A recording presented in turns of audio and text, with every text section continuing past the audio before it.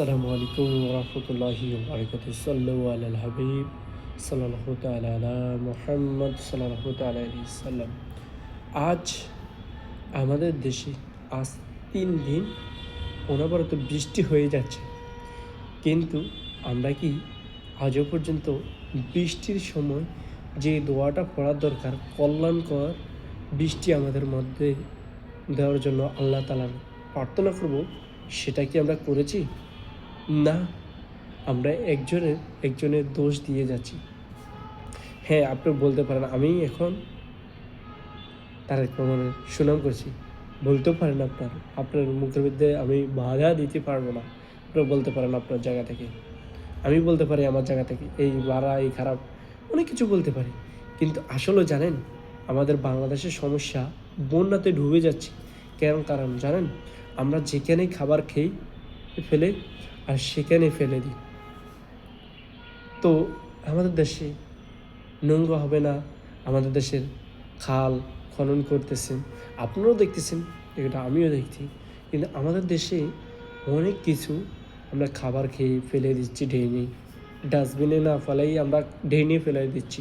তো আমাদের দেশে পানিটা যাইবে কীভাবে বৃষ্টি হলে? তা এটা কি সরকারের দোষ? না, আমি বলি এটা সরকারেরও দোষ, আগে আমাদের নিজেদের দোষ, তারপরে সরকারের দোষ। সরকারের লোকরা যদি পরিষ্কার না করে তাহলে কি হবে?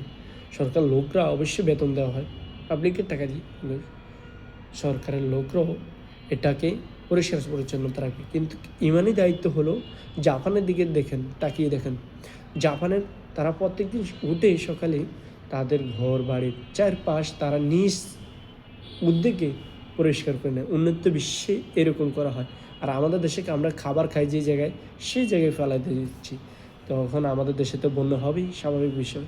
আর যেখানে সেখানে আমরা বিল্ডিং বাড়ি করছি, খাল খনন করছি, খালের উপরে আমরা ঘর বাড়ি করে রাখছি, তাহলে আমাদের বন্যা হবে না কার হবে? এই জন্য ভাই আপনাদেরকে বলছি, প্লিজ কারো দোষ দেওয়ার আগে নিজেকে নিজে সংশোধন করে নেন।